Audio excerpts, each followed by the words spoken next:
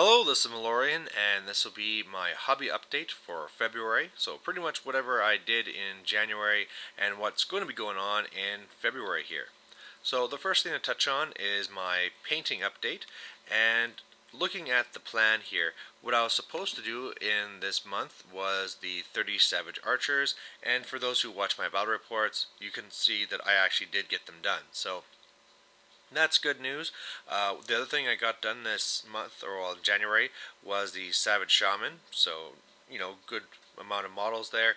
But look at the plan here. For what I was supposed to do in February was 50 Night Goblins. And actually, they're already done. Because back when I was painting the Trolls, I had some extra time, and I'm already painted them. So I'm already kind of free this month, because I'm already done what I was supposed to do.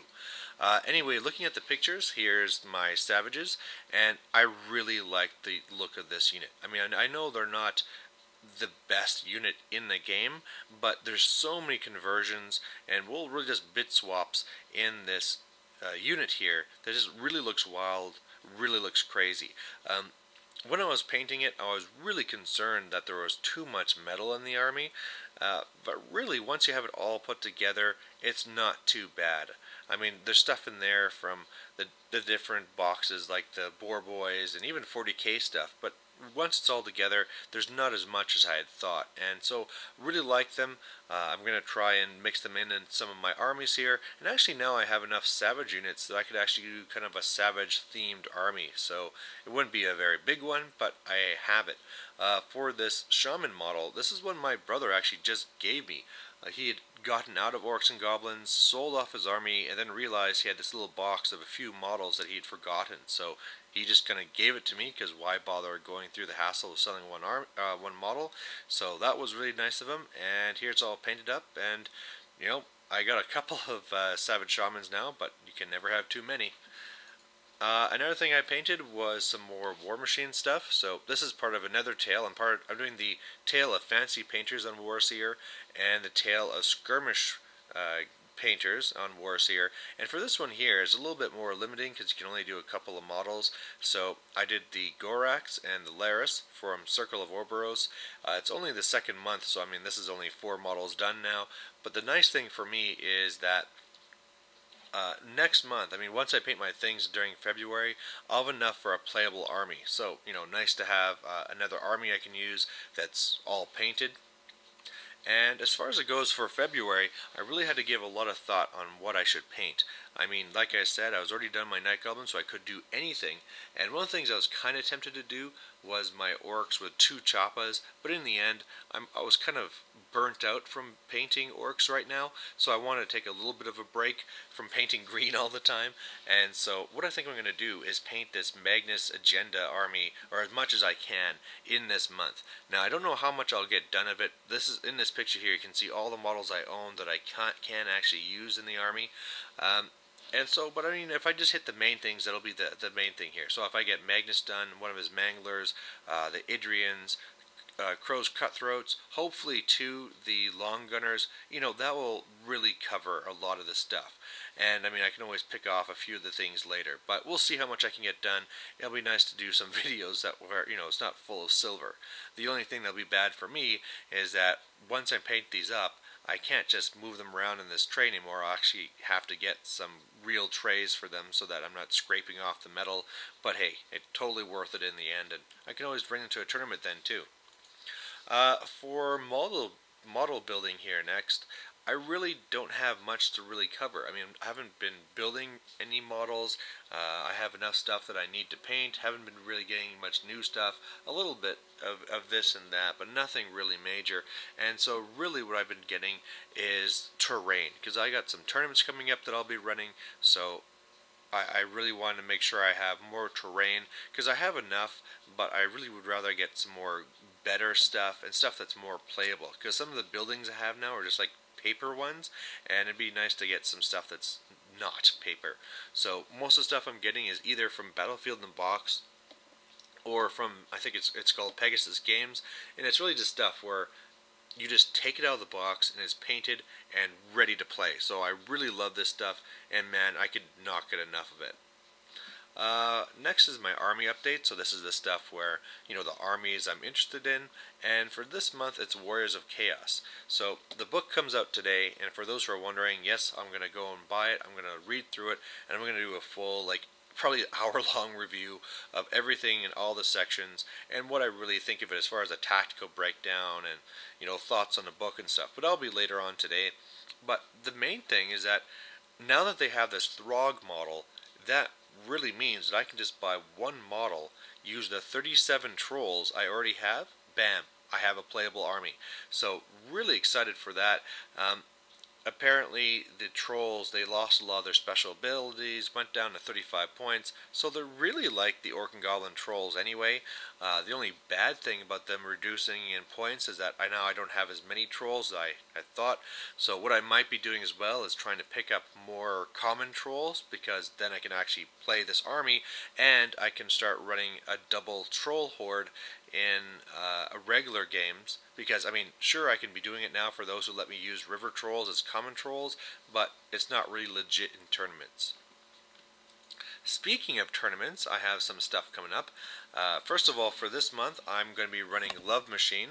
So this is a War Machine tournament where you get 2 casters in a list, 1 male, 1 female, and they don't have to be from the same faction. So a lot of people are really excited about the different combinations you can do and all this, and this is just the logo that the guy is working on for me. Hopefully it'll be all complete soon.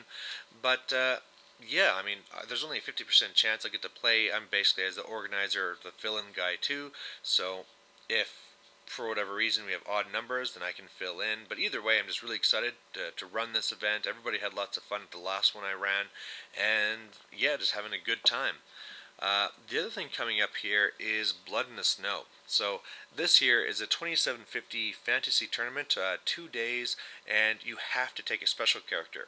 However, what they do is that you get the model, the special character, at half points or at minus 300, whatever is the smallest discount. So I really am excited for this. I had Grimgore all lined up, and I was going to go kick some butt and have a lot of fun.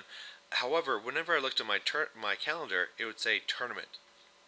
And it wasn't until last week that I realized I pulled a massive blunder, and I had both Love Machine and Blood in the Snow booked for the same weekend. I couldn't believe I did this, and I was left in a really bad situation, because on one hand, although I could probably move my own tournament, it looks really bad and isn't really fair to all the people that signed up for my event. On the other hand, I really wanted to go to Blood on the Snow. As part of the tournament circuit, I'd like to get some more points in the circuit to make sure I get the ticket at the end.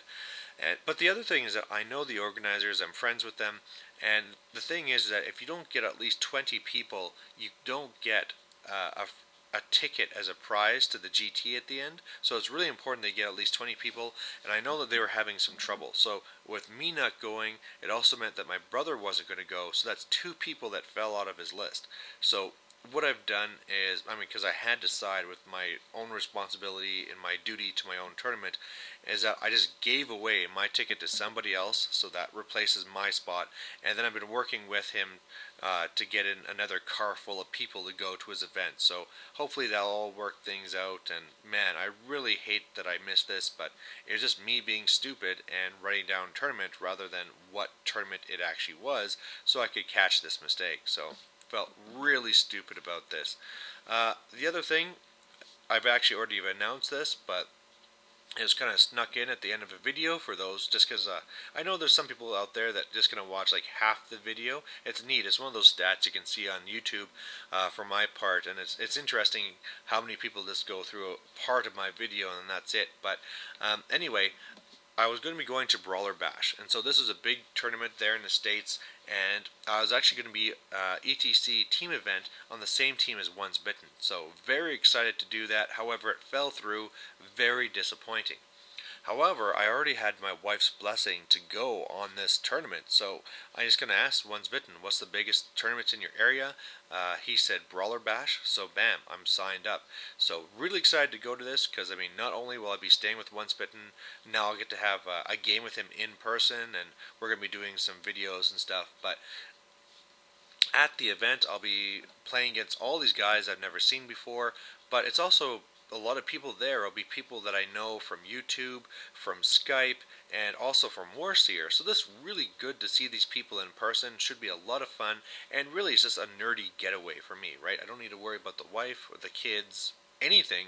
I'm just gonna go away and have fun. So really looking forward to this. It's not till April, but it's 3,000 points, no Grand Army, and so this is one of these things too where I'm wondering like, I could be running a double troll horde, and so I don't really know if the tournament organizers will let me use my river trolls as a second troll horde, but I could always check with them and find out. But in the end, the main thing is that I also have to really be concerned about how I transport my army, because this is going all the way from Alberta, Canada to North Carolina in the United States, and I mean, I would love just to have my stuff with me and do it as a carry-on.